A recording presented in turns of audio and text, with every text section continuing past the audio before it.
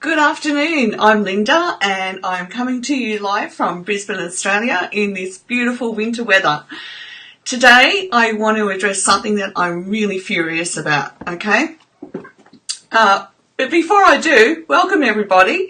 It's great to have you with me. If you're here for the replay, #replay, and this subject today is so important that I want you to be able to feel comfortable to share it.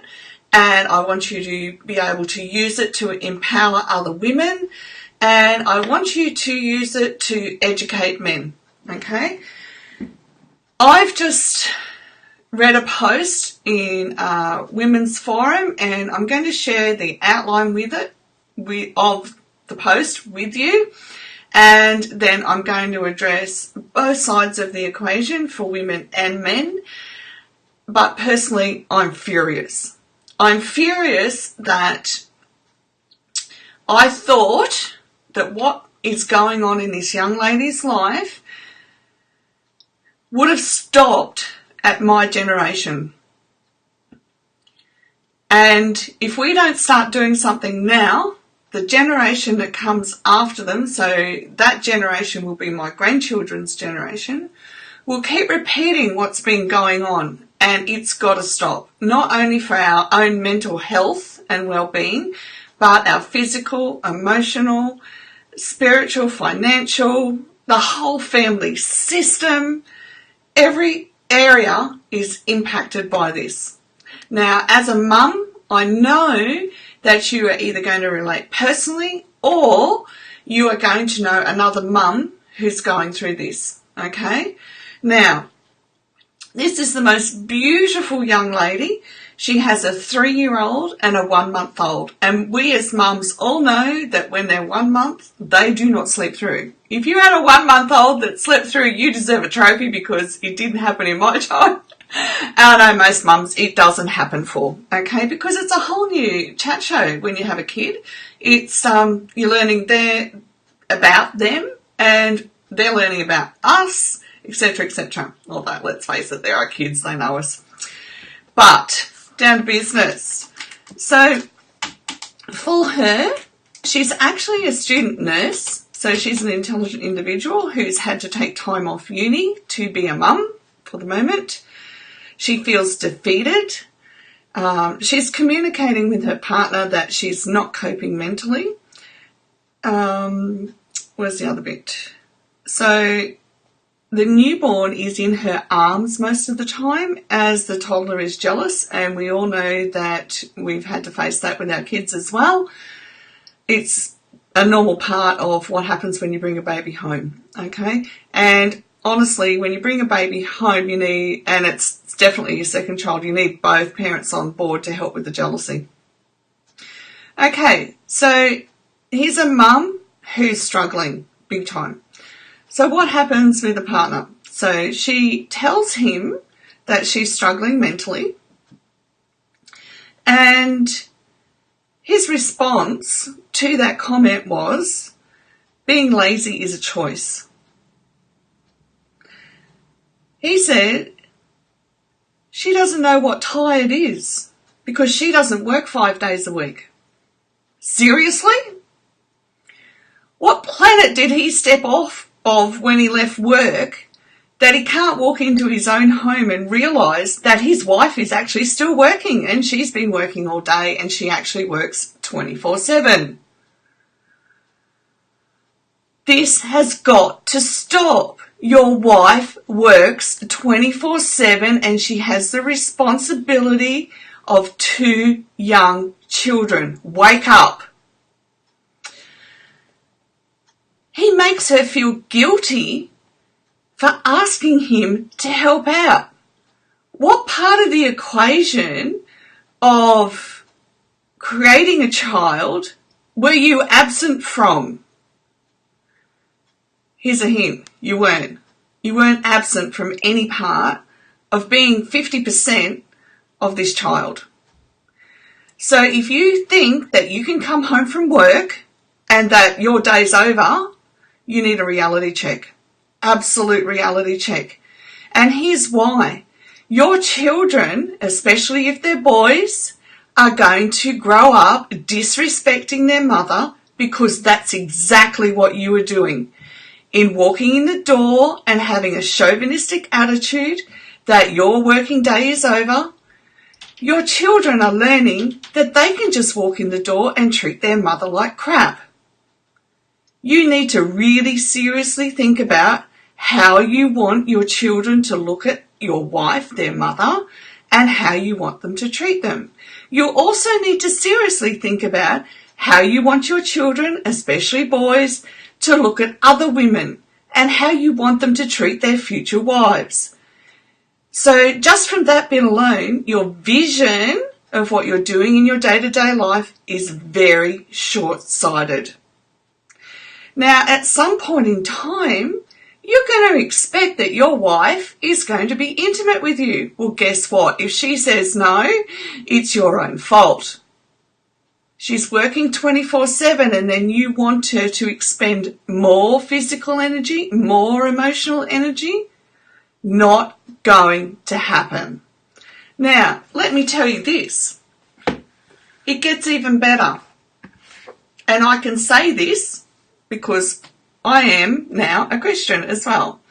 This actual post, while it's endemic of what's going on around the world, it's also happening in Christian circles where it shouldn't be happening. You should be aligned with this most beautiful space of love and respect for your wife, that you honour her, you cherish her, you respect her, you love her, and you should walk on water to make sure that when you get home, you give your wife 5 minutes minimum breathing space so that she can collect her thoughts about the nighttime routine at the minimum. You should give her time to go and have a shower because she probably hasn't had one with a toddler in her arms and a 3-year-old hanging around her. She won't have even had time to have a shower and she probably hasn't eaten and she probably has barely had time to even think about grabbing a coffee. Yeah, this is called righteous anger when we stand up and we start taking action. It's not anger from my head where I'm furious and we're not going to do anything about it and I've lost my intelligence, because if you're angry and it's just energy coming from your mind, you're unintelligent. You can't talk. You don't make sense. This is called righteous anger and you need to start getting a hold of it. And every woman who is in this situation, who doesn't want to have to divorce their husband because they're teaching their children to treat her like a doormat and with disrespect, you need to get hold of righteous anger. If you're a person of faith, you need to get to your pastor and have a chat.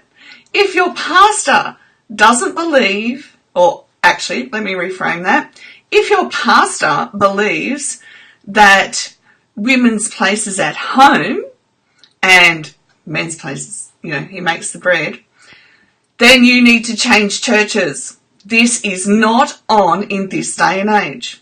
Now, if you're an Australian woman, we have gazillion resources available to us so that we do not have to put up with being treated like this. Don't let yourself be treated like this. It is wrong. It goes against the very grain of I am, the very core of who I am as a female. And it's not about being a feminist. This is about us being able to be mature and walk together side by side as adults, male and female, and take responsibility for our actions. So, guys, you need to take responsibility for your actions that were all of, I'm guessing a good 5 minutes, if that, and start realizing that your responsibility didn't end in that one moment of time, okay? Your responsibility is going to last for the next 20 years at least for each child that you have.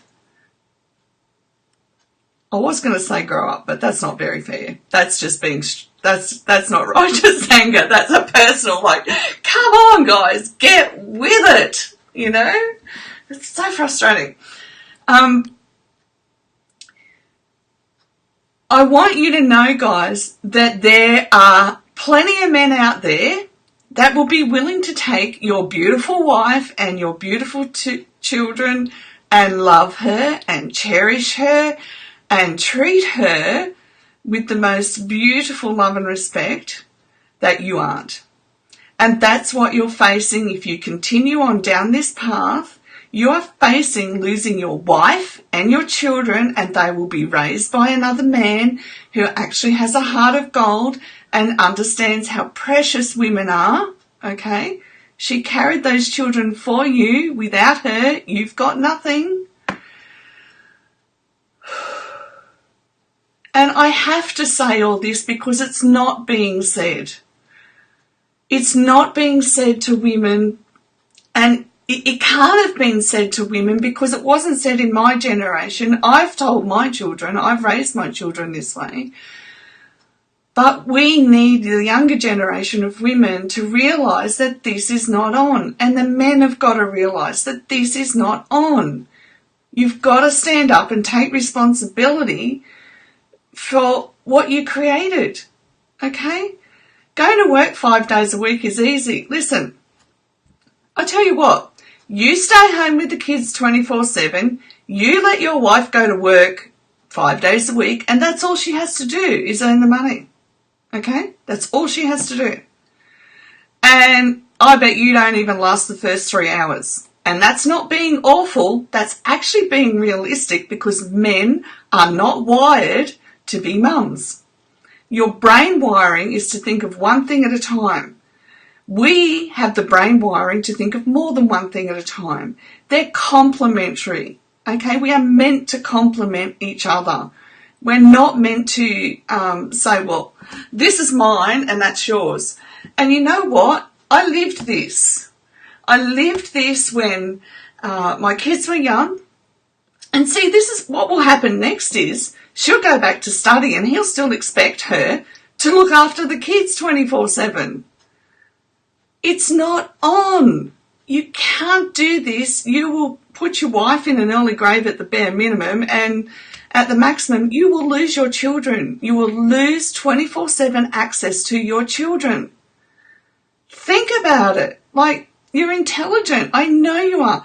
So start thinking about your actions and the consequences of your actions. Ask the question, am I actually looking at the consequences of my actions? Am I looking at how I'm teaching my children to treat my wife? And women, stop it. Stop being treated this way because you're teaching your kids that it's okay to treat you that way. And look, if you don't do it now, it gets harder as they get older. And the bigger picture here is we want our families to stay together. We want mum and dad together. We want our children to know a stable environment. We want to, and the even bigger picture is we want more of this so that society can begin to become knit together. You know, we create families where we do life together, where life is damn messy in families. But if you learn to do it well and you communicate, we get through the messes with love, communication, compassion, understanding, empathy for each other. We've got to start doing this better. Sorry, now I'm really upset.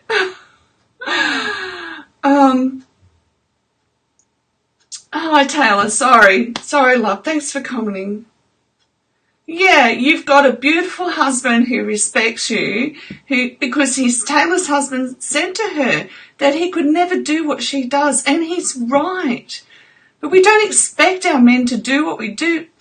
Heck, you come home, if your brain's wired to do one thing at a time, wash the nappies. Okay, I didn't have nappies from the second and third one, but, you know, take the bins out. Put your wife in the shower and say, go do that. You know, I'll shove a bottle in the baby's mouth while I take the bins out. And learn to do it. Learn to do more than one thing at a time. You can teach yourself. You're not inept. You're capable. Men are very capable. And I understand that you may not have been taught this, that you may have come from generations where, you know, the man was the breadwinner and the wife stayed at home. Well, guess what? As your kids get a bit older and your wife copes, she's going to go back to uni and study.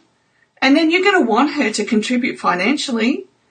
So there goes your whole mentality of the woman stays at home. It doesn't work that way these days, and you've got to catch up. Men need to catch up with the program. And women, we need to catch up and teach our men that this is not how it works anymore. Okay? We all go out to work. We all contribute. And yes, while you've got this tiny little baby in your arms, you shouldn't be expecting that your wife should work as well. She's running on a lack of sleep, a lack of food, a lack of self-care. Heck, you couldn't go to work if you had to get up 2 or 3 times a night to a baby that's hungry and work out all the dynamics of that child. I think I've said enough. Taylor, have I said enough? Do you think we've got the point across that we've got to stand up? And we've got to be the change. We've got to be the change for our children, and we've got to be the change for our husbands. And if our husbands don't get on board with the change, then he will suffer the consequences of not getting on board, that raising children affects not only him, but his kids and the generations that come after them. And we want to raise children that respect their mums. Okay? Bless you all. Taylor, thanks for hanging in with me. I really super appreciate you. For everyone on the replay, please share this to empower every mum, young mum that's going through this, to educate men that they've got to think further than just today. You know, they've got to think of what the consequences of every action they're taking is, because it's big. These are big things that haven't been addressed for a long time, and we need to do that.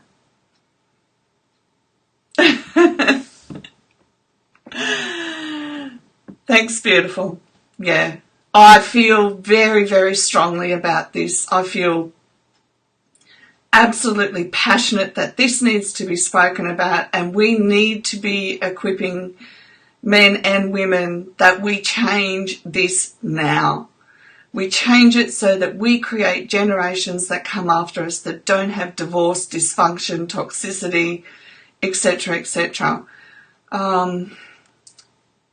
I've raised my kids so that hopefully divorce won't be part of their life, because so far 2 of them, 2 out of 3, are with partners where they will communicate through all their challenges. My daughter is married, and the amount of challenges they've faced, because currently they're in 2 different countries as well, I'm proud of them because they keep working towards it, they keep communicating. And real life is we get cranky with each other, you know, but there are solutions when we're cranky with each other if we communicate. Okay, thank you all for listening. I really want you to share this for every mum out there who's doing it tough, so that we can begin to equip them. I do have membership groups available if young mums need it, for dads if they need it, whatever. And I'm a mentor in those groups so that we can do life together, and we can build up a strong foundation and a strong community so that we create the generations that come after us, and we keep our families together. And just as an example of that, going back on both sides of my family, okay, so I'm 5th generation Australian, and going back on both sides of my family, back to great-grandparents, etc., all of them are divorced. Okay, and these were in the days when there was no financial support for women. Okay, women were still treated as possessions, but still the divorces were happening. My paternal grandmother, her parents split up when she was a little girl, and she was placed in an orphanage that her mother had to go to work for to pay for her daughter to be in the orphanage, because she had no one else, because the family before that was toxic, dysfunctional, and had separated. Okay, so if you're going to look back at your family tree, you've got to determine that you want to be the change. Okay? Love you all heaps, and please, let's start doing this for our kids and for our grandkids and for all those who come afterwards. Blessings and dreams, and I'll see you tomorrow. Bye for now.